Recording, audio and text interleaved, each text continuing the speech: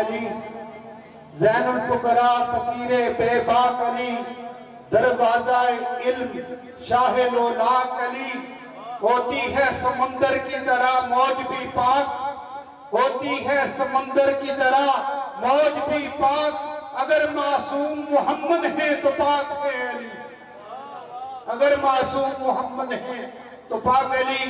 انتظار کی گھڑیاں ختم ہوئی، میں دعوت خطاب دینے جا رہا ہوں مجدد رواں صدی حضور شیخ الاسلام پروفیسر ڈاکٹر محمد طاہر القادری مدد علی کے شاگرد خاص حضرت علامہ صابر کمال وٹو صاحب سے گزارش ہے کہ اپنے ملفوظات عالیہ سے ہمارے دلوں کو منور فرمائیں۔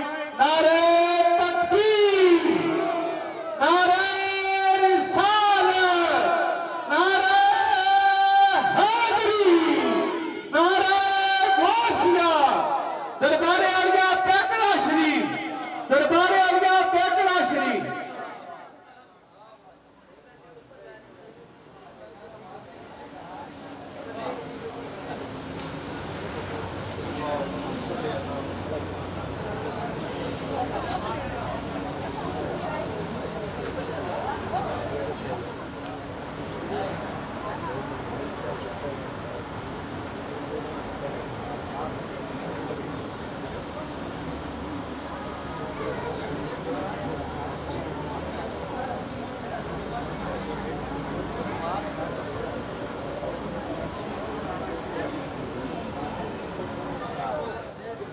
نعرہ تکبیر، نعرہ رسالت، نعرہ حیدری، نعرہ غوثیہ، دربار عالیہ پیکڑا شریف، حضور قبلہ پیر وڈا شاہ صاحب،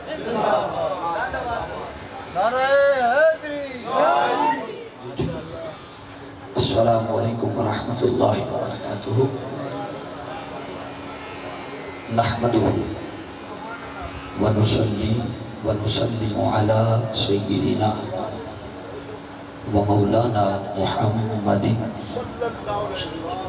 رسولہ النبی الأمی الامین المکین الحنین الکریم الرؤوف الرحیم، اما بعد فاعوذ باللہ من الشیطان الرجیم، بسم اللہ الرحمن الرحیم۔ قل لا أسألكم عليه أجرا إلا المودة في القربى ومن يقترف حسنة نزد له فيها حسنا، صدق الله مولانا العظيم۔ لي خمسة أطفي بها حر الوباء الحاطمة، المصطفى والمرتضى وابناهما والفاطمة، مولاي صل وسلم دائما أبدا على حبيبك خير الخلق كلهم، إن الله وملائكته يصلون على النبي يا أيها الذين آمنوا صلوا عليه وسلموا تسليما۔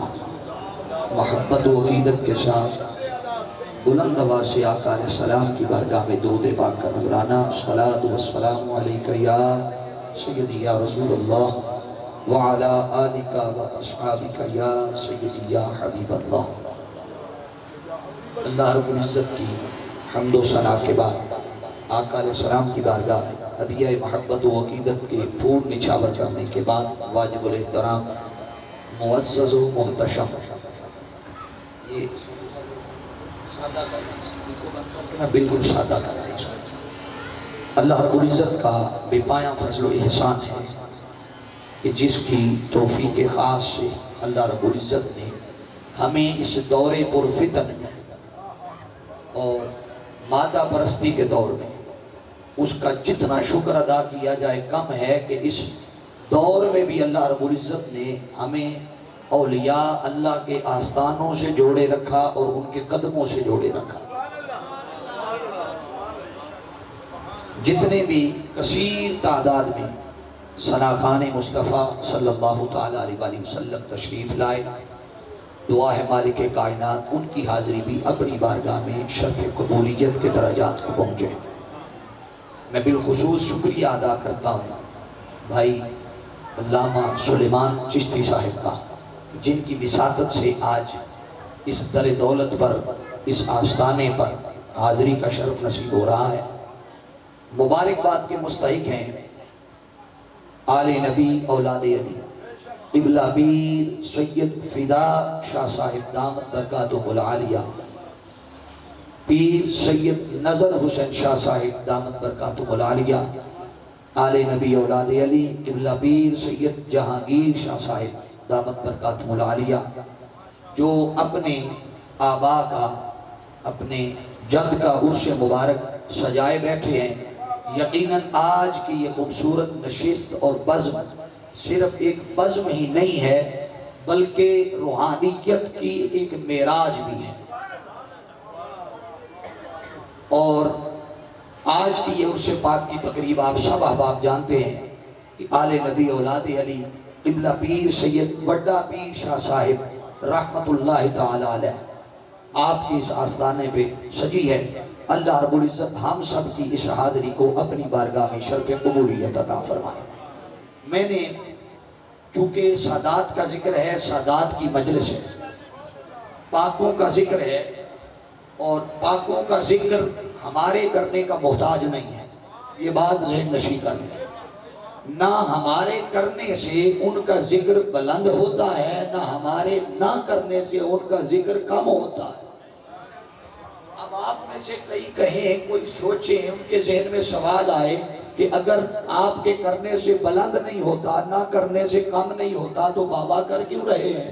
ہاں، کر اس لیے رہے ہیں تاکہ کل قیامت والے دن جب صفیں سجیں گی کہ حسین والے ادھر ہو جاؤ، یزید والے ادھر ہو جاؤ، تو ہمیں شرف ملے کہ ہم اس صف میں ہوں جدھر حسین اور حسین کے ماننے والے کھڑے ہوں۔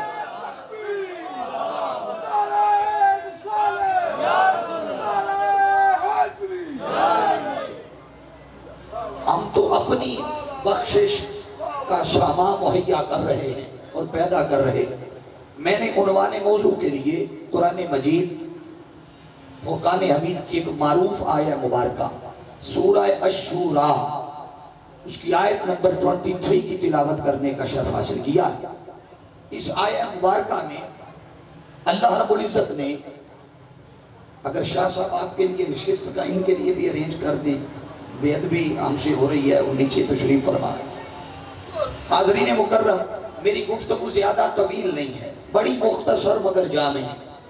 میں وہ 1.5 2 2.5 گھنٹے والا مواد آپ سمجھیں آپ کو کم سے کم وقت میں دینا چاہتا ہوں، مگر مشروط ہے آپ کی توجہ اور آپ کا چست رہ کر سننا، یہ اس کے ساتھ مشروط ہے۔ اللہ رب العزت نے ارشاد فرمایا، میرے محبوب صلی اللہ علیہ وآلہ وسلم آپ اعلان فرما دیجئے۔ یہ پہلا حصہ بڑا اہم ہے۔ اللہ نے فرمایا محبوب اعلان فرما دیجئے، قل آپ کہہ دیجئے، آپ فرما دیجئے، آپ بتا دیجئے، آپ سنا دیجئے، آپ پہنچا دیجئے، آپ خبر دے دیجئے، آپ اعلان کر دیجئے۔ یہ جتنے لفظ میں نے بولے ہیں نا، جتنے لفظ، آپ جس کا مرضی ترجمہ اٹھائیں، کوئی ان کی شانوں کا ماننے والا ہو یا انکار کرنے والا ہو، اس سے سروکار نہیں۔ آپ ترجمہ اٹھائیں، جتنے لفظ میں نے بولے ہیں، آپ دیوبند کا ترجمہ اٹھائیں، اہل حدیث کا اٹھائیں، اہل تشیع کا اٹھائیں، اہل سنت کا اٹھائیں، یہی لفظ آپ کو لفظ کل کے معانی اور تراجم میں ملیں گے کہ محبوب اعلان کر دے، محبوب خبر دے دے، محبوب فرما دیجئے، محبوب بتا دیجئے، محبوب پہنچا دیجئے، یہی کچھ ملے گا۔ اب اصل اعلان آگے آ رہا ہے۔ اصل اعلان کیا ہے آگے؟ فرمایا لا اسألکم، میرے محبوب نے کہہ دیجئے کہ میں تم سے کوئی سوال نہیں کرتا، میرا کوئی سوال نہیں ہے تم سے، میری کوئی طلب نہیں ہے تم سے، میری کوئی چاہت نہیں ہے تم سے، میں تم سے کچھ نہیں مانگتا۔ اب جب اللہ نے محبوب کے ذریعے یہ پیغام پہنچا دیا کہ کچھ نہیں مانگتا، تو انسانی عقل میں سوال آئے گا کہ کس شے کے بدلے میں کچھ نہیں مانگتا؟ وہ شے کون سی ہے کہ جس کے بدلے میں کہا جا رہا ہے کہ کچھ، توجہ ہے تو کہیے ذرا سبحان اللہ، کس شے کے بدلے میں کچھ نہیں مانگتا؟ در حقیقت پیچھے جو آقا دو جہاں صلی اللہ تعالیٰ علیہ وسلم جو کچھ عطا کر چکے تھے ایمان کی شکل میں، ہدایت کی شکل میں، اسلام کی شکل میں، توحید کی شکل میں، تقوی کی شکل میں، قرآن کی شکل میں جو کچھ عطا کر چکے تھے، فرمایا میں نے یہ دینے کے لیے، تم تک پہنچانے کے لیے، توحید کی معرفت تمہیں دینے کے لیے، خدا کی پہچان کروانے کے لیے میں نے بڑی تکلیفیں اٹھائی، بڑی پریشانیاں جھیلی، لوگوں نے مجھے گالیاں بھی دی، برا بھلا بھی کہا، پتھر بھی مارے، لہو لعان بھی کیا، میں نے اتنا کچھ تمہیں دیا، تمہیں اتنا کچھ دے کر بھی میں تم سے اس سب کے بدلے میں لا اسألکم، میں بدلے میں تم سے کوئی سوال نہیں کرتا، لا اسألکم علیہ اجرا، بطور صلہ، بطور اجر، بطور مزدوری، بطور اجرت، بدلے میں کچھ نہیں مانگتا۔ ہاں اگر تمہیں تھوڑا سا حیا آ جائے، اگر تم سمجھو کہ نبی نے اتنا کچھ دیا ہے، اتنا کچھ عطا کیا ہے، اگر تم دینا چاہو کہ نہیں باری تعالیٰ وہ نہیں بھی مانگتے تو ہم دینا چاہتے ہیں، اگر تم دینا چاہو تو میری اور کوئی خواہش نہیں، میری اور کوئی طلب نہیں، میری اور کوئی طلب نہیں، فرمایا اِلَّا الْمَوَدَّةَ فِي الْقُرْبَى، اور کچھ نہیں مانگتا، دینا چاہتے ہو تو بس میری آل سے محبت اور مودت کا تعلق نبھا دیں۔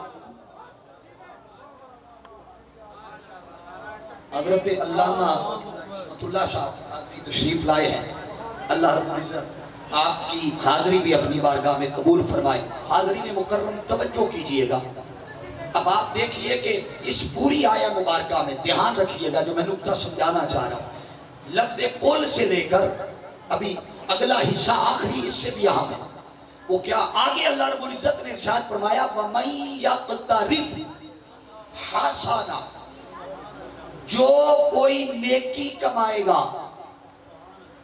جو کوئی اونچا بولیے، جو کوئی نیکی کمائے گا تو کیا ہوگا؟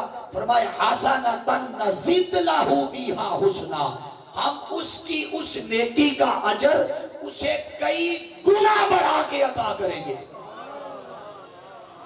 آپ میں سے بندے کئی سوچ رہے ہوں گے کہ شاید یہاں نماز والی نیکی کا آرڈر ہے، روزے والی نیکی کا آرڈر ہے، حج والی نیکی کا آرڈر ہے، یہاں صوم و صلات والی نیکی ہو سکتی ہے، یہاں دعا و مناجات، تسبیحات، ان جیسی نیکیوں کا حکم ہوگا۔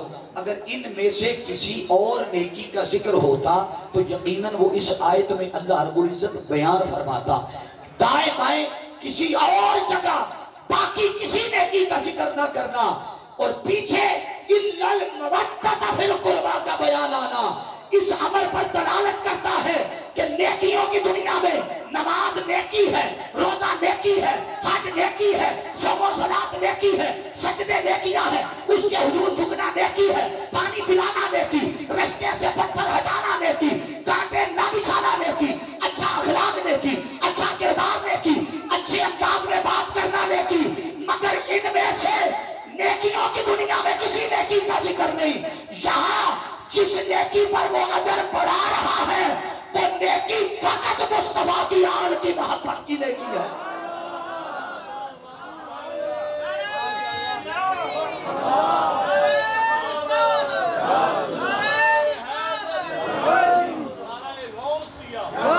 حاضرین یہ توجہ کیجئے، یہ تو ایک سادہ سا مفہوم میں نے اس آیہ مبارکہ کا آپ کے سامنے رکھا ہے۔ اللہ رب العزت نے مضمون شروع کہاں سے کیا؟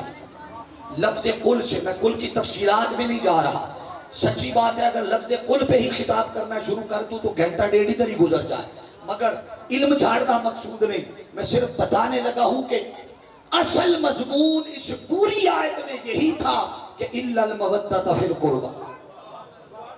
آپ آیت کو اگر غور سے پڑھیں تو پوری آیت میں اگر سوال کر کے نفی کی ہے کہ کچھ نہیں مانگتا، اس کا تعلق بھی مودت اہل بیت کے ساتھ ہے، اور اگر اینڈ پر جا کر نیکی کا ذکر کیا ہے کہ وَمَن يَقْتَرِفْ جو کوئی نیکی کمائے گا تو پیچھے اس نیکی کا ذکر بھی ہے.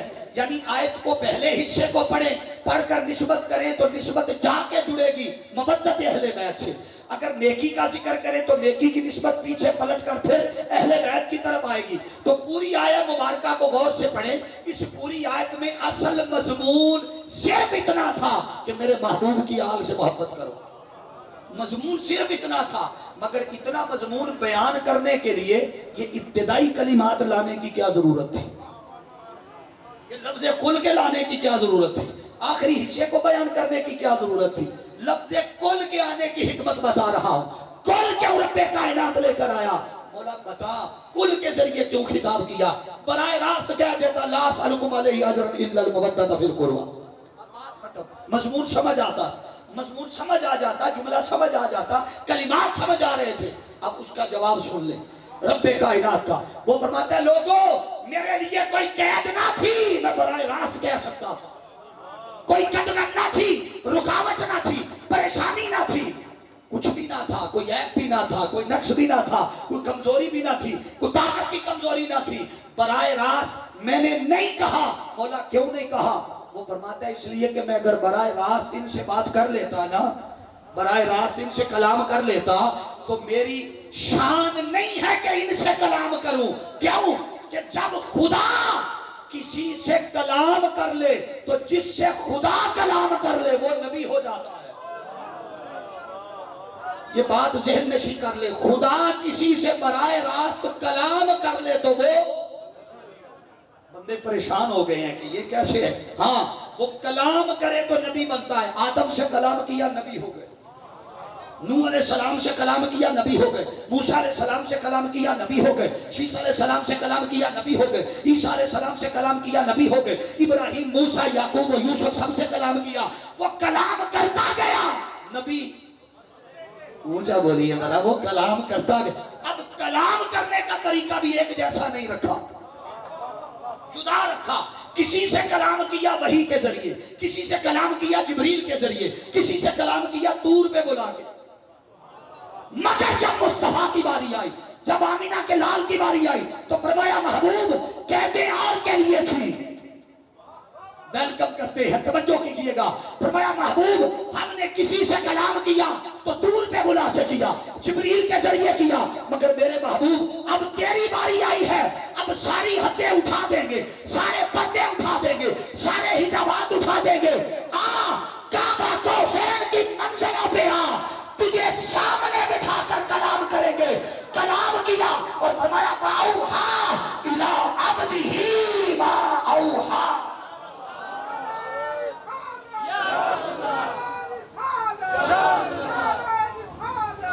وہ کلام کرتا گیا, نبی بنتے گئے. جب مصطفیٰ سے کلام کیا اللہ نے فرمایا سونیا ہم نے آدم سے بھی کلام کیا, ہم نے موسیٰ سے بھی کلام کیا, ہم نے یوسف و یعقوب سے بھی کلام کیا, ہم نے عیسیٰ سے بھی کلام کیا, مگر میرے محبوب جب سے تجھ سے کلام کیا ہے. ہائے ہائے بولیے, جب سے تجھ سے کلام کیا.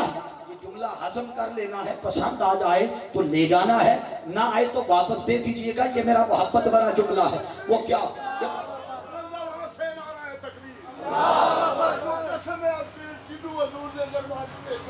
نعرہ تکبیر, رسالت, حیدری, تحقیق, غوثیہ, علیہ بیت شریف.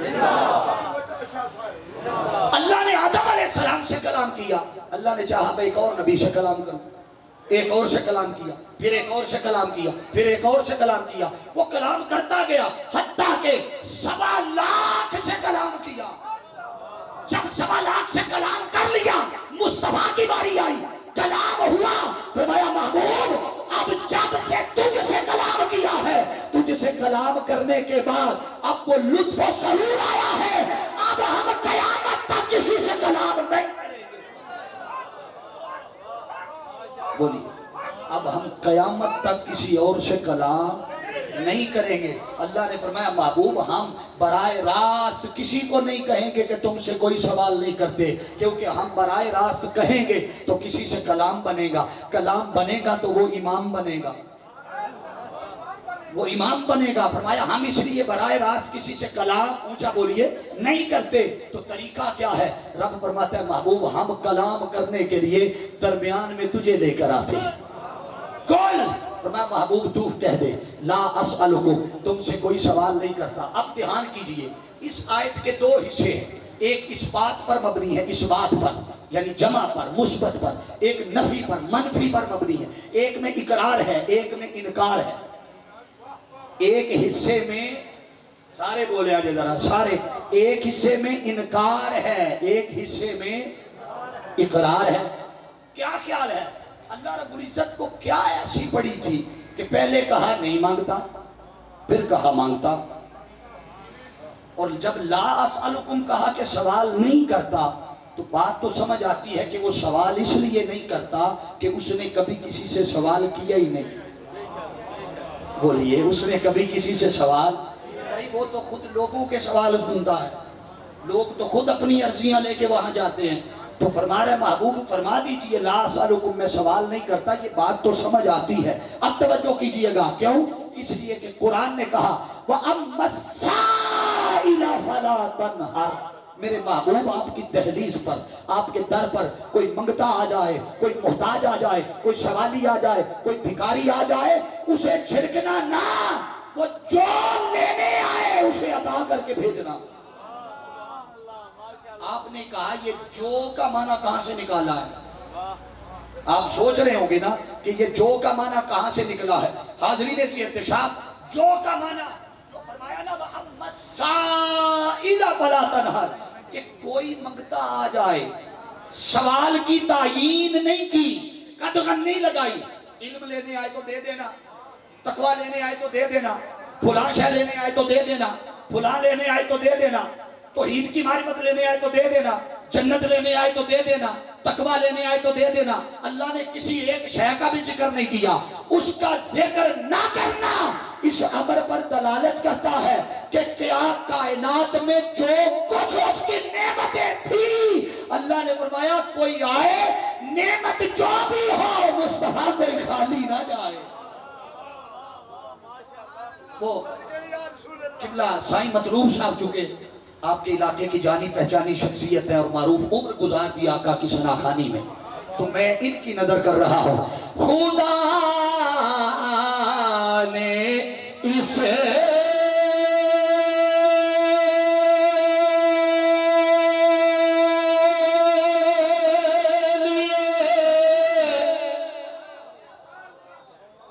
تسی صرف 1% سبحان اللہ کی تے پورا سوالہ گون جانا. خدا نے اسے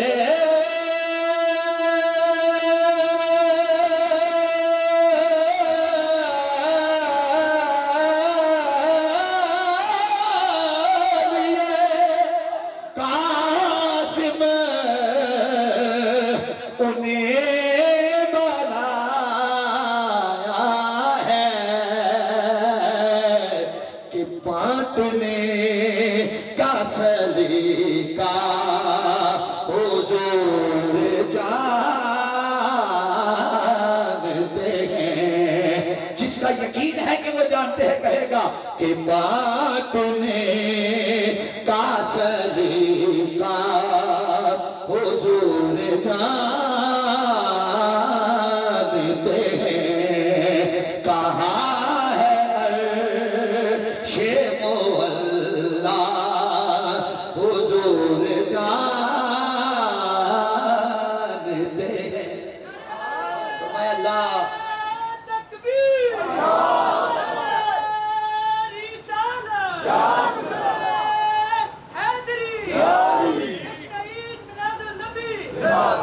حاضرین ذی احتشام, اللہ آپ کی محبتوں کو سلامت رکھے.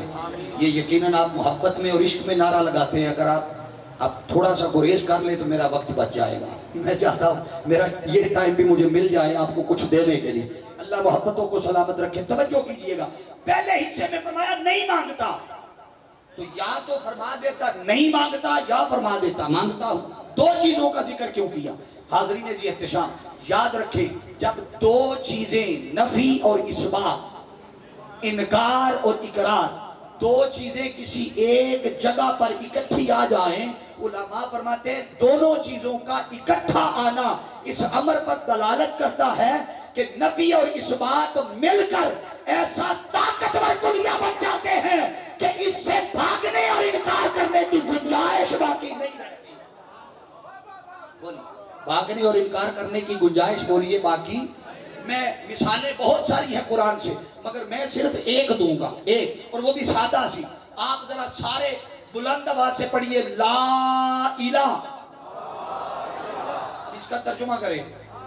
لا کا معنی ہے نہیں، الہ کا معنی ہے معبود. ترجمہ کریں تو معنی کیا بنے گا؟ کہ کوئی معبود نہیں. اب جواب مجھے دیں، کیا کوئی معبود کوئی بھی نہیں؟ بولیے. آپ سے پوچھوں گا تو آپ تو توحید کے ماننے والے ہیں، آپ کہیں گے نہیں نہیں معبود تو ہے. تو مگر اس جملے نے تو کہا لا الہ، کوئی معبود نہیں. اب کنفرم کیسے ہوگا، کلیئرنس کیسے ملے گی؟ جب پڑھیں گے لا الہ الا اللہ، ہاں معبود کوئی نہیں اور کوئی نہیں، اگر ہے تو الا اللہ، صرف اللہ ہے. اب آیت کی طرف پلٹ آئیے. قرآن نے کہا لا اسألکم، کوئی سوال نہیں کرتا، یعنی جو کچھ تمہیں دیا ہے اس پر کوئی سوال نہیں اور میں کرتا بھی نہیں. ہاں اگر دینا چاہتے ہو، اگر دینا چاہتے ہو تو کیا دو؟ فرمایا الا المودۃ فی القربی، اور کچھ نہیں مانگتا. میری طلب کی ابتدا بھی مودت اہل بیت ہے، میری طلب کی انتہا بھی محبت اہل بیت ہے. الا المودۃ فی القربی، اگر کچھ دینا چاہتے ہو تو میری آل کی محبت دینا. اب اگلی بات بڑی اہم ہے، توجہ ہے تو سجا ہاتھ چاہ کے ذرا سبحان اللہ کا. اب آپ دیکھیے قبلہ علماء چونکہ تشریف فرما ہے، ہر نبی، کیا ہر نبی ایک ہی بنیادی ڈیوٹی کے تحت مبعوث ہوتا رہا ہے. ڈیوٹی ایک ہی. ڈیوٹی کیا تھی؟ اللہ نبی کو بھیجتا اور بھیج کر فرماتا جاؤ لوگوں کو توحید کی طرف بلاؤ اور شرک سے چھٹکارا حاصل کرو. یعنی توحید کی طرف بلاؤ اور شرک سے لوگوں کو بولیے روکو، شرک سے منع کرو. اب توجہ کیجئے گا، ہر نبی جو آتا رہا وہ اسی بنیادی ڈیوٹی کے تحت آتا رہا. اب کیا خیال ہے اگر ڈیوٹی 1.25 لاکھ انبیاء ایک ہی کرتے رہے ہوں تو کیا خیال ہے اجر بھی تو ایک جیسا ہونا چاہیے؟ ہائے ہائے ہائے بولیے نا، اجر بھی تو. بھائی میں اس کو سمجھانے کے لیے صرف مثال دے دیتا ہوں، ورنہ کوئی میرے پیش نظر نہیں ہے، صرف سمجھانے کے لیے. آپ کے ایک ہی علاقے میں 2 مسجدیں ہوں، دونوں مسجدوں میں امام ہو، دونوں مسجدوں کے امام 5 وقت کی نمازیں پڑھائیں. ایک کو آپ 15,000 سیلری دیں، ایک کو 20,000 دیں، ڈیوٹی سیم ہے. جاگتے رہیے گا نا، بولیے ڈیوٹی سیم ہے تو لیکن تنخواہ میں، سیلری میں، اجرت میں، مزدوری میں، بولیے نا فرق آ گیا. کیا خیال ہے جس کی کم ہے وہ کہے گا نہیں یہ کیا نمازیں وہ بھی 5 ہی پڑھا رہا ہے، میں بھی 5 پڑھا رہا ہوں، اسے 20,000 دے رہے ہیں، مجھے 15,000 دے رہے ہیں، روڑا ڈالے گا یا نہیں؟ کہے گا یا نہیں؟ یہ صرف سمجھانے کے لیے مثال دی ہے، بلا تشبیہ و بلا مثال. اب واپس پلٹ آئیے کہ اگر سارے نبی ایک ہی ڈیوٹی کے تحت آئے تو اس کا مطلب ہے آقا علیہ السلام کی بھی جو بنیادی ڈیوٹی تھی وہ بھی یہی تھی کہ توحید کی طرف آ جاؤ اور فرماتے شرک کی طرف نہ جاؤ.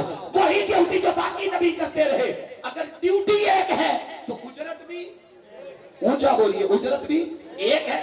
اب آ جائیے باقیوں کی اجرت کیا ہے، قرآن سے پوچھتے ہیں. قرآن نے کہا جب نوح علیہ السلام کی بات آئی فرمایا وما اسألکم علیہ من اجر ان اجری الا علی رب العالمین. اللہ رب العزت کی بارگاہ میں عرض کی باری تعالیٰ میں اس تبلیغ رسالت پر کچھ نہیں مانگتا، میرا اجر تیرے ذمہ. بولیے میرا اجر تیرے ذمہ. داؤد علیہ السلام کی باری آئی تو یہی کہا، ہر نبی نے یہی کہا میں اجرت، اچھا بولے آجے ذرا، اجرت نہیں مانگتا، مزدوری نہیں مانگتا، میرا اجر اور میری اجرت اللہ کے ذمہ. تو کیا خیال ہے ڈیوٹی ایک تھی تو اجرت بھی، आका को भी कहना चाहिए था उजरत नहीं मांगता अल्लाह के जिम्मे, मगर आका ने यूं नहीं फरमाया। तवज्जो कीजिएगा, हर किसी ने कहा जब अल्लाह के जिम्मे मुस्तफा की बारी आई तो फरमाया उजरत मांगता नहीं हूं, हाँ अगर देना है कुछ तो इन्नल मवद्दत फिल कुर्बा, मांगता हूं तो सिर्फ हम अपनी आल की मोहब्बत और मवद्दत मांगता हूं। कोई एतराज करे कि बाकियों ने नहीं मांगा, मुस्तफा ने क्यों मांगा? बाकियों ने नहीं मांगा तो आका ने, बोलिए जरा, क्यों मांग लिया? बाकियों ने जो कहा था अजर अल्लाह के जिम्मे, हुजूर भी फरमा देते मौला तेरी मर्जी, तेरे जिम्मे। कोई सवाल करे, कोई एतराज करे कि आका ने क्यों मांगा, अब सुन लें इसका जवाब। अगर कुरान की आयत को गौर से पढ़ेंगे तो मजमून अल्लाह ने शुरू ला असअलुकुम से इसीलिए नहीं किया था ताकि एतराज मेरे मुस्तफा पे कोई ना करे। अल्लाह ने फरमाया कल मेरे महबूब ऐलान मेरा है, ख्वाहिश मेरी है, मर्जी मेरी है, मगर तू फरमा दे कि तुमसे कोई सवाल नहीं करता। अब ये एतराज मुस्तफा पे ना करना, अरे हुक्म देने वाला खुद रब्बे जुल जलाल है। अगर मवद्दत अहले बैत मांगी है तो तब भी खुदा ने मांगी है, अगर इनकार किया है तो तब भी खुदा ने इनकार किया है। क्योंकि साथ साथ हमारे मेहमान तशरीफ ला रहे हैं, उन्हें सादात हो जो भी हो उन्हें इज्तिमाई मैं वेलकम कर देता, खुश आमदेद कह देता हूं, मगर अगला जुमला जरा बड़ा तवज्जो तलब है। अल्लामा सुलेमान साहब और हमारे इस्मतुल्लाह साहब तशरीफ फरमा है, मैं इनकी बारगाह में ये नुक्ता अर्ज कर रहा, वो क्या, अगर बगैर कुल के आ जाता ला सालों को, बोलिए क्या ला साल। आज कई बदबख्त ऐसे हैं कि जो मोहब्बत अहले बैत और मवद्दत अहले बैत और अदब अहले बैत और ताल्लुक अहले बैत और निस्बत अहले बैत से भागते हैं, जान छुड़ाते हैं। अब तवज्जो कीजिएगा, अगर अल्लाह चाहता तो रब्बे कायनात वगैरह तो आज इनकार करने वाले, भागने वाले यकीनन बराए रास्त उसका हुक्म समझ के मोहब्बत और मवद्दत कर रहे होते, मवद्दत कर रहे होते। कोई उनसे पूछता भाई क्या वजह है इतनी मोहब्बत इतनी मवद्दत, वो जवाब देते कि हाँ हाँ खुदा ने कहा है मोहब्बत करो। उसने कहा हम तो खुदा का हुक्म मान रहे हैं, अल्लाह ने इसीलिए पहले लफ्ज़ कुल लगाया ताकि मैं देख सकूं खुदा का हुक्म कौन मानता है और मुस्तफा का हुक्म कौन मानता है। नारे तकबीर, नारे रिसालत, नारे हैदरी। ये मैं इसके साथ कोई ये ना कहे कि ऐसे ही शायद जोश खिताबत में कह दिया, नहीं, मैं इस पे एक दलील दूंगा। वो दलील क्या, आप सारे जानते हैं तावील किबला का वाकया हुआ, जब किबला बैतुल मक़दस की तरफ से हुक्म हुआ कि महबूब अब किबला बदल दिया गया, और ये हुआ हालत नमाज के अंदर, बोलिए हालत नमाज के अंदर। आपका हालत नमाज में खड़े थे, अब आसमान की तरफ सर उठाते फिर सर नीचे कर लेते, फिर उठाते फिर नीचे कर लेते। अब सोना रब दिख रहा था, अल्लाह ने फरमाया कद नरा तकल्लुब वजहिका बिस्समा, महबूब हम आपके चेहरे का आसमान की तरफ बार बार उठना देख रहे हैं, महबूब परेशान ना हो, हम उधर ही काबा बना देंगे, किबला उधर ही कर देंगे। अब जरा तवज्जो कीजिएगा, किबला बदल गया, हालत नमाज के अंदर बदल गया, मुसलमानों का किबला काबा को बना दिया गया। क्या ख्याल है नमाज पढ़ने में कितनी देर लगती है? ये मैं उस दौर की नमाज पूछ रहा हूँ, आज के दौर के सीधे 4 रकात 2-3 मिनट ही पढ़ लेने ना, मैं उस दौर की बात कर रहा हूँ। वहां 5 मिनट लग जाते, 10 मिनट लग जाते, 15 मिनट लग जाते, 20 मिनट लग जाते 4 रकातों पे। क्या ख्याल है, अल्लाह को चाहिए नहीं था इंतजार करता, सलाम हुजूर फेर लेते तो जिब्रील को भेजकर वही भेज देता, महबूब हमने तेरी ख्वाहिश के मुताबिक किबला बदल दिया है, अब नमाज असर के वक्त, अब या मगरिब के वक्त या इशा के वक्त मेरे महबूब अपना चेहरा बैतुल मक़दस की तरफ ना करना, काबा की तरफ कर ले। क्या ख्याल है, नमाज के बाद ये आर्डर आ सकता था? बोलिए सारे, आ सकता था। क्यों हालत नमाज के अंदर हुक्म उतारा? दर हकीकत रब देखना चाहता था और बताना चाहता था कि अगर मैंने हालत नमाज के बाद सलाम फिरने के बाद हुक्म दिया तो पता नहीं चलेगा कि मेरे हुक्म के पीछे कौन चला है, मुस्तफा के हुक्म के पीछे कौन चला है। हालत नमाज के अंदर किबला बदल दिया ताकि परख सके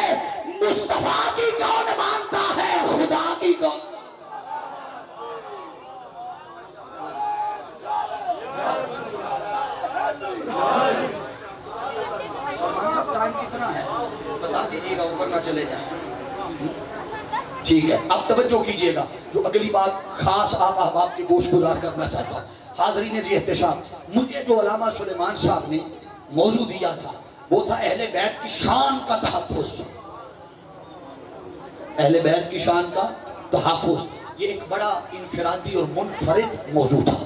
اس پر اس سے پہلے میں گفتگو نہیں کر سکا. صرف شان اہل بیت پر تو کرتے رہتے ہیں, مگر یہ اہم بھی ہے, ضروری بھی ہے, تاکہ وہ لوگ جو آج ہمارے ایمان پر نقب زنی کر رہے ہیں, لوگوں کے ایمان کو کمزور کرنے کی جسارت کر رہے ہیں اور سازشیں کر رہے ہیں, انہیں پتہ چل جائے کہ حضور کی آل کی محبت کو صرف محبت کی حد تک نہ جانو. یہ محبت اپنی جگہ ہے, مگر حقیقت یہ ہے کہ مصطفیٰ کی آل کی محبت ہی حقیقت میں ایمان ہے. بولیے, مصطفیٰ کی آل کی محبت ہی حقیقت میں, اونچا بولیے سارے بھائی. جس ایمان پہ اترا رہا ہو کوئی, اگر کوئی نمازوں پہ اتراتا ہے تو بغیر ایمان کے تو نہیں اترا رہا. ایمان ہے تو نمازوں پہ فخر ہے, ایمان ہے تو روزوں پہ فخر ہے, ایمان ہے تو قرآن کی تلاوت پہ فخر ہے. اس کا مطلب ہے اس کے ہر عمل کی بنیاد اور جڑ اس کا, بولیے سارے, اس کا ایمان ہے. اگر ایمان کو دیکھ لے تو لوگوں کے ذہنوں میں شاید یہ بات ہو کہ ایمان نماز کا نام, ایمان روزے کا نام, ایمان حج کا نام. اعلان کر رہا ہوں اس طرح دعوت پر بیٹھ کر, ایمان نمازوں کے پڑھنے کا نام نہیں ہے, ایمان روزوں کے رکھنے کا نام نہیں, ایمان حج کے کرنے کا نام نہیں, صوم و صلات کی پابندی کا نام ایمان نہیں, حتیٰ کہ کلمہ پڑھ لینے کا نام بھی ایمان نہیں. کئی بندے پریشان ہوئے ہوئے ساڑھے کلمے کی طرف جان گے, اچھے رہن گے, کلمے کہیں نہیں بھاگ رہے. میں ایمان کی بات کر رہا ہوں کہ ایمان کا پیمانہ کیا ہے, ایمان کی کسوٹی کیا ہے, ایمان کی اصل کیا ہے, ایمان کی بنیاد کیا ہے. اگر کوئی کہے کہ کلمہ بنیاد ہے ایمان کا تو سن لے, کلمہ بنیاد نہیں ہے. کہیں گے دلیل کیا ہے, بتاؤ. اگر کلمے سے ایمان آتا ہوتا تو وہ جو منافق تھے وہ کلمہ نہیں پڑھتے تھے. عبداللہ بن ابی منافق کلمہ نہیں پڑھتا تھا, پڑھتا تھا. اگر کلمے سے ایمان آ جاتا تو وہ بھی آج مومن کہلا رہا ہوتا. اس کا مطلب ہے کہ کلمے سے ایمان, کیا بولے آج ذرا, کلمے سے ایمان نہیں آتا. یہ اینڈ پہ جا کے بتاؤں گا آتا کیسے, آتا ہے, وہ آتا کیسے ہے, یہ اینڈ پہ جا کے میں کھولوں گا, پردہ اٹھاؤں گا. توجہ. پھر ممکن ہے کسی کے ذہن میں یہ بات آ رہی ہو کہ ممکن ہے کہ علم نور ہے. علم, کئی لوگ ہیں نا جنہیں آج علم پہ بڑا تکیہ ہے اور وہ اسی علم کی بنیاد پر لوگوں کے عقیدوں کو تباہ برباد کر رہے ہیں, اور کوئی دور کا بندہ نہیں ہے تو اڈے گوانڈ نہیں ہے, آپ کے قریب قریب رہتا ہے. اب توجہ, کوئی کہے کہ علم بنیاد ہے, علم بھی بنیاد نہیں ہے. کوئی کہے اس پہ دلیل کیا ہے, آؤ بتا دیتا ہوں. جب اللہ رب العزت نے ابھی انسان کو بنانا چاہا تو اللہ رب العزت نے فرمایا وَإِذْ قَالَ رَبُّكَ لِلْمَلَائِكَةِ, کہ یاد کیجئے محبوب وہ وقت جب ربک للملائکہ, رب نے ملائکہ سے کہا انی جاعل فی الارض خلیفہ, قالوا تجعل فیہا من یفسد فیہا ویسفک الدماء ونحن نسبح بحمدک ونقدس لک قال انی اعلم ما لا تعلمون. اللہ نے فرمایا میں اپنا خلیفہ بنانے لگا, نائب بنانے لگا. فرشتے آکھیا باری تعالیٰ اے تے زمین تے خون ریزی کرے گا, دنگا فساد کرے گا, لڑائی جھگڑا کرے گا, قتل و غارت گری کرے گا, فتنہ فساد برپا کرے گا. ایمانداری نال دسو یہ گل فرشتیاں دی ٹھیک سی یا نہیں؟ کوئی انکار نہ کرو, نہیں آپ تسی انکار کرتے رہو, لیکن آپ معاشرے کے حالات دیکھ لیں, خون ریزی ہے یا نہیں؟ بولیے, فتنہ فساد ہے یا نہیں, لڑائی جھگڑا ہے یا نہیں, گالم گلوچ ہے یا نہیں, خون ریزی دہشت گردی سارا کچھ کون کر رہا ہے؟ مجھاں تے نہیں پیاں کر دیا, پرندے تو نہیں کر رہے, کون کر رہا ہے؟ انسان. تو ایمانداری سے بتائیے, وہ ابلیس نے جو بات کہی تھی نگرانی اور قیادت کرتے ہوئے کہ مولا یہ دنگا فساد کریں گے, لڑائی جھگڑا کریں گے, بات تو اس کی علم والی تھی, بات تو اس کی, وہ ابھی جو ہونا تھا کئی صدیاں بعد میں جا کے اس نے پہلے بتا دیا. اس کا مطلب بات اس کی علم والی تھی. اگر علم سے ایمان آتا تو آج ابلیس بھی صاحب ایمان ہوتا. اس کا مطلب ہے ایمان علم سے بھی, اچھا بولے ہو ذرا, اچھا بولے, ایمان علم سے بھی نہیں آتا, ایمان عمل سے بھی نہیں آتا, ایمان کلمے سے بھی نہیں آتا. ایمان کا پیمانہ ایک ہی ہے, کسوٹی ایک ہی ہے، اور وہ کیا؟ ایمان آتا ہے تو مصطفیٰ کی محبت سے آتا ہے۔ اب ایمان آ گیا مصطفیٰ کی محبت سے، اس ایمان کو درجہ کمال پہ لے کے جانا ہے، تو درجہ کمال پہ ایمان کو لے جانے کا ایک ہی رستہ ہے کہ جیسے مصطفیٰ سے محبت کرتے ہو اسی طرح مصطفیٰ کی آل سے محبت کرنی ہوگی۔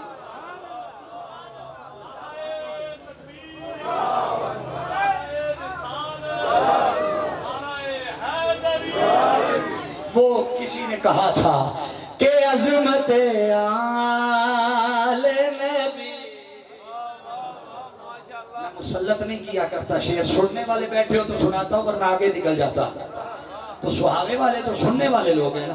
عظمت آل نبی بھول نہ جانا لوگو، عظمت ہاتھ جا کے بولو ذرا، عظمت آل نبی بھول نہ جانا لوگو، عظمت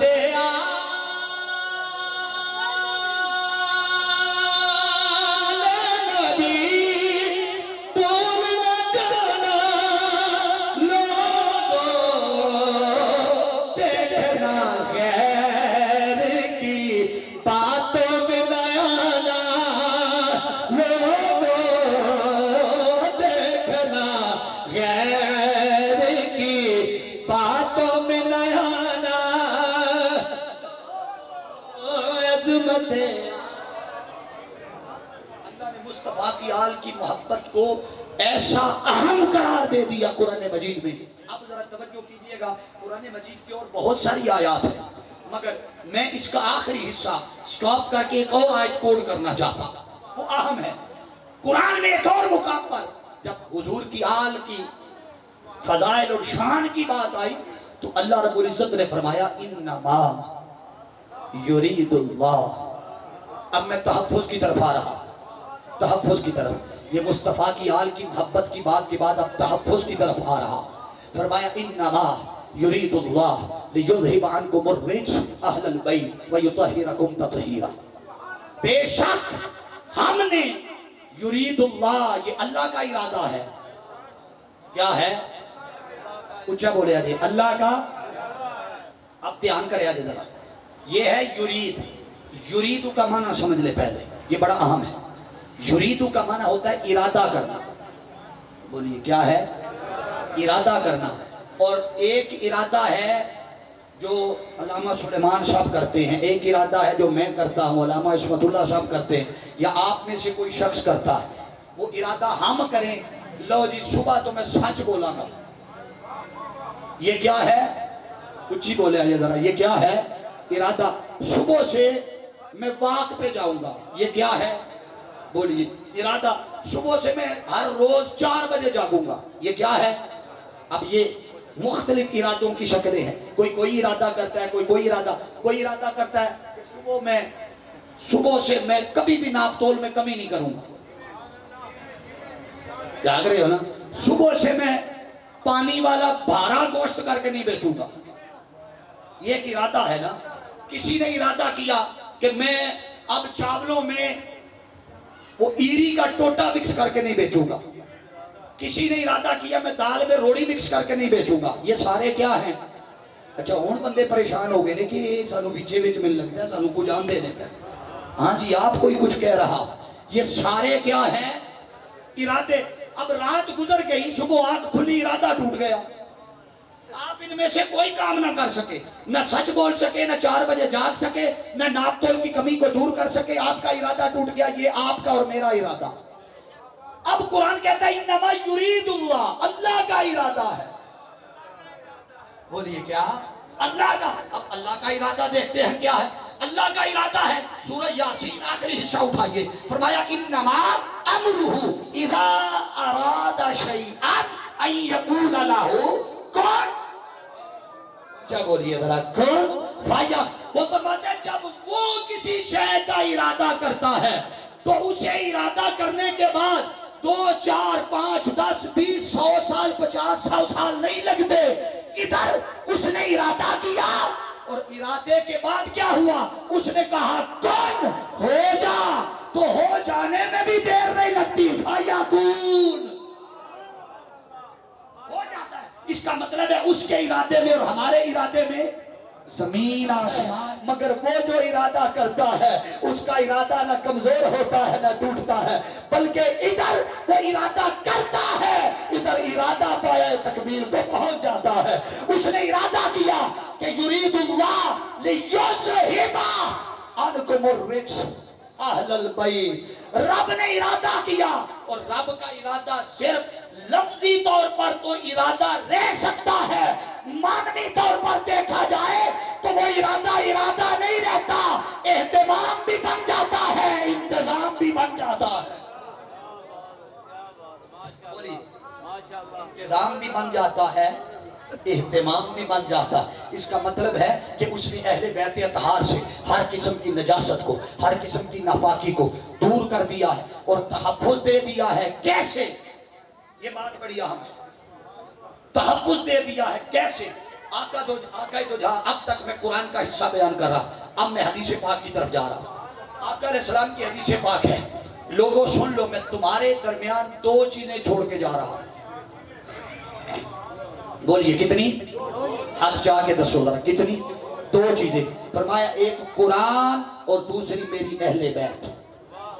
توجہ، قرآن اور اہل بیت، اور ساتھ فرمایا کہ قرآن اور اہل بیت کبھی جدا نہیں ہوئی۔ سارے بولیے ذرا، کبھی جدا نہیں ہوں گے، حتیٰ کہ حوض کوثر پر جب میری بارگاہ میں آئیں گے تو قرآن اہل بیت کے ساتھ ہوگا، اہل بیت قرآن کے ساتھ ہوگا۔ اب توجہ جو نقطہ دینا چاہتا ہوں، اب دو چیزیں چھوڑی ہیں، اب قرآن کے بارے میں قرآن سے پوچھتے ہیں کہ قرآن کو تحفظ کہاں سے ملا؟ اللہ کرے جاگ دے، قرآن کو تحفظ کہاں سے ملا، گارنٹی کہاں سے آئی؟ جب قرآن کے تحفظ کی بات آئی تو قرآن نے خود اعلان کیا، فرمایا اِنَّا نَحْنُ نَزَّلْنَا الذِّکْرَ وَإِنَّا لَهُ لَحَافِظُونَ، ہم نے اس قرآن کو، ہم نے اس ذکر کو نازل کیا اور ہم ہی اس کے محافظ ہیں، ہم ہی اس کی حفاظت کرنے والے۔ اب قرآن کی حفاظت کی تو ضمانت آ گئی، کوئی سوچ رہے ہوں گے ہاں یہ ضمانت صرف قرآن کی ہے، آقا تو جاتے جاتے چھوڑ کے گئے تھے دو چیزیں، قرآن بھی اور، اچھا بولے ذرا، قرآن بھی اور اہل بیت بھی۔ یہ کیسے ممکن ہے کہ امت کے لیے دو چیزیں حضور چھوڑ کے جائیں اور ایک کی حفاظت کا ذمہ ہو اور دوسری کی حفاظت کا ذمہ نہ ہو؟ جیسے قرآن کی حفاظت کا ذمہ ہے اسی طرح مصطفیٰ کی آل کی حفاظت کا ذمہ بھی ہے۔ کوئی پوچھے کہ قرآن کی نص آ گئی قرآن کی حفاظت کے لیے تو مصطفیٰ کی آل کی حفاظت کے لیے کیا ہے؟ ارے مصطفیٰ کی آل کی حفاظت کے لیے قرآن نے کہا فَاتَّبِعُونِی یحببکم اللہ، میرے رسول کی اتباع کرو، خدا خود تم سے محبت کرنے لگ جائے۔ یہ اتباع کیا ہے؟ اتباع در حقیقت صرف مصطفیٰ کی نہیں ہے بلکہ مصطفیٰ کی اتباع بھی ہے، مصطفیٰ کی اہل بیت کی اتباع بھی۔ جیسے وہاں قرآن کی حفاظت آ گئی اسی طرح آقا نے جو دو چیزیں ہمارے لیے چھوڑی ان میں کوئی ایک شے بھی ایسی نہیں کہ جس کی حفاظت کا ذمہ اللہ نے نہ لیا ہو۔ یہی وجہ ہے کہ قرآن مجید میں درجنوں سے زائد کیا ارجح المطالب کتاب ہے، کتاب کا حوالہ دے رہا ہوں، اس میں صاحب کتاب نے لکھا ہے کہ اہل بیت اطہار کی شان میں کم از کم 300 سے زائد قرآن مجید کی آیات نازل ہوئی۔ کتنی؟ بولیے سارے، کتنی؟ 300 سے زائدہ۔ ارے ذرا سوچو، جن کی شان اللہ قرآن میں اتنی آیات میں بیان کرے، اس سے اس کا مطلب ہے جیسے قرآن کی حفاظت کا ذمہ ہے، 300 آیات بھی تو قرآن کی ہیں، یہ آیتیں بھی تو قرآن کی ہیں، تو جیسے قرآن کی حفاظت اس کے ذمہ ہے، مصطفیٰ کی آل اور ان کی شان کے تحفظ کی ضمانت بھی گویا خود رب کائنات اپنے ذمہ لے رہا۔ اب توجہ کیجئے گا، آخری نقطہ دے کر میں بات ختم کر رہا ہوں، وہ کیا؟ اب قرآن میں جو تحریف کرے، بولیے ذرا، قرآن میں جو اونچا بولیے، جو قرآن میں تحریف کرے، قرآن میں جو رد و بدل کرے، جو قرآن میں کمی بیشی کرے، کیا خیال ہے وہ مومن رہے گا؟ ادھے بندے شرما رہے ہیں بھائی، جو قرآن میں تحریف کرے، رد و بدل کرے، کمی بیشی کرے، نقص اور عیب والا معاذ اللہ کہے، وہ اس کا ایمان سلامت نہیں رہے گا۔ ارے یہ دونوں چیزیں جدا ہوئی ہی نہیں۔ اگر کوئی قرآن کا انکار کرے اور قرآن کی تحریف کرے، اس کی شان گھٹائے، وہ بھی مومن نہیں رہتا۔ اگر کوئی مصطفیٰ کی آل کی شان گھٹائے، مومن وہ بھی نہیں رہتا۔ جیسے ادھر شان گھٹائیں تو ایمان جاتا رہتا ہے، ادھر بھی شان گھٹائیں تو ایمان، اونچا بولیے، ادھر بھی شان گھٹائیں تو ایمان جاتا رہتا ہے۔ لوگوں، اہل بیت اطہار کے تو شان کا تحفظ اللہ اور اس کے رسول نے لے لیا، اب آپ کے ایمان کا تحفظ کیسے ممکن ہے؟ بولیے، آپ کے ایمان کا تحفظ کیسے ممکن ہے؟ آپ کا ایمان بھی ایک ہی شکل میں بچ سکتا ہے، ایک ہی شکل میں۔ مت لوگوں کی باتوں میں آؤ، اور مت یہ سمجھو کہ فلاں کی آڑ لے کر، فلاں کے پیچھے چھپ کر کوئی وار کر رہا ہے، فلاں کا نام لے کر، فلاں کا سہارا بن کے کوئی آڑ لے رہا ہے۔ اہل بیت کے مقابلے میں یا اہل بیت کو کسی کے مقابلے میں تم لے کر کیوں آتے ہو؟ صحابہ کی اپنی شان ہے، نہ سیدنا صدیق اکبر کے مقام و مرتبے کا کوئی انکار ہے، نہ ابو بکر صدیق رضی اللہ تعالیٰ عنہ کے مقام کا کسی کو کوئی انکار ہے، نہ عمر فاروق کے مقام کا انکار ہے، نہ عثمان غنی رضی اللہ تعالیٰ عنہ کا انکار ہے۔ لوگوں، صحابہ کی اپنی شان ہے، مگر سنو، کسی کی آڑ لے کر تم مصطفیٰ کی اس آل کی طرف انگلی کیوں اٹھاتے ہو کہ جن کی شان قرآن بھی بیان کرے، مصطفیٰ بھی بیان کرے، خود رب ذوالجلال بھی بیان کرے۔ ہم آپ کو یہ کسی کے پیچھے چھپ کر اہل بیت اطہار کی ازواج پر حملہ نہیں کرنے دیں۔ یہ تب کرنا جب مصطفیٰ کی آل کے غلام چلے جائیں، تب کرتے رہنا۔ آج کے دور میں جس بدبخت نے سیدہ کائنات کی ذات پہ انگلی اٹھانے کی جسارت کی، یا شیخین کریمین کی ذات پہ انگلی اٹھانے کی کوشش کی، علی المرتضیٰ شیر خدا کرم اللہ وجہہ الکریم کی ذات پہ انگلی اٹھانے کی کوشش کی، اللہ نے اس دور میں ان کی شان کی حفاظت کے حصار کے باہر اس دور کے مجدد شیخ الاسلام ڈاکٹر محمد طاہر القادری کی ڈیوٹی لگا رکھی ہے۔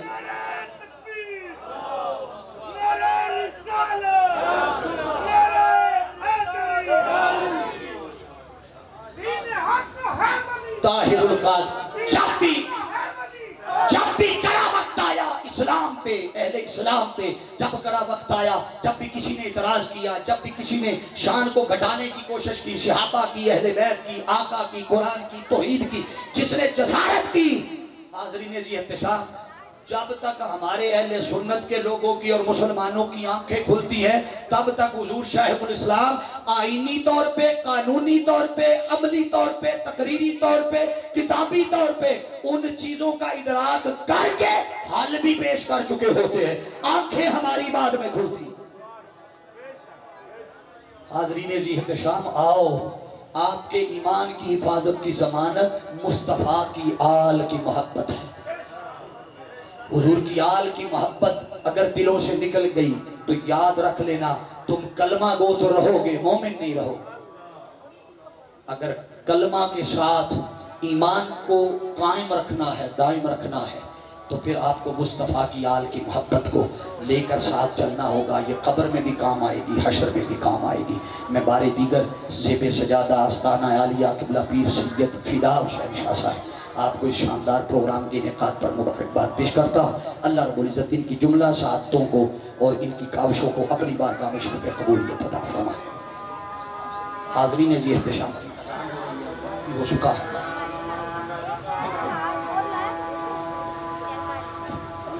یہ کنیسی اس کی شرعی حیثیت کیا ہے، تو اس پہ جواب سن کے چلے جائے۔ بدبختی ہے ہماری، کم علمی ہے ہماری اہل سنت کی، ہم جگہ جگہ ٹھوکریں کھاتے ہیں مگر علم کی طرف ہمارا دھیان نہیں ہے۔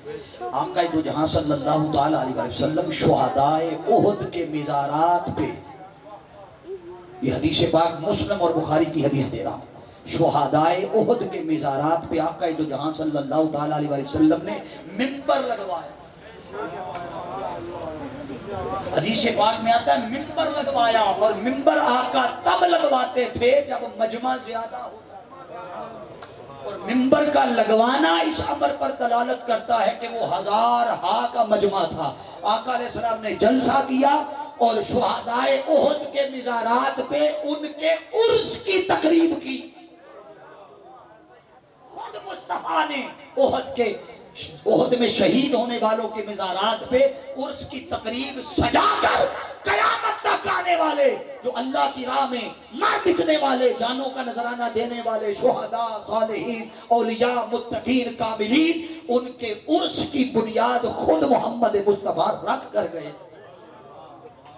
حاضرین ذی احتشام، لہذا اپنے عقیدوں کی حفاظت کے لیے ہمیشہ علماء، پڑھے لکھے علماء کو سنا کرے، جو قرآن اور حدیث سے بات کرے. دائیں بائیں نہ گھومیں، یا قرآن سے بات کرے، یا سارے بولیے نا ذرا، قرآن سے یا حدیث سے بات کرے. اور اب وہ بھائی ہمارے ادھر آئے ہیں، وہ کہہ کے تو چلے گئے، اب وقت خاصا ہو چکا ہے. میں برکت کے لیے تاکہ دل نہ ٹوٹ جائے یہاں ختم کر رہا ہوں اس بات پہ کہ کیڑے درد جاندے جے تھکے نہیں تو سجاد جا کے سبحان اللہ کہہ دیو. کیڑے درد جاندے اے سارے سوالی، اے آقا جے تیرا دوارا نہ ہودا کہ میں کوئی سنبھلدا بلا وچ گوا دے. اے آقا جے تیرا سہارا نہ ہودا کیڑے درد جاندے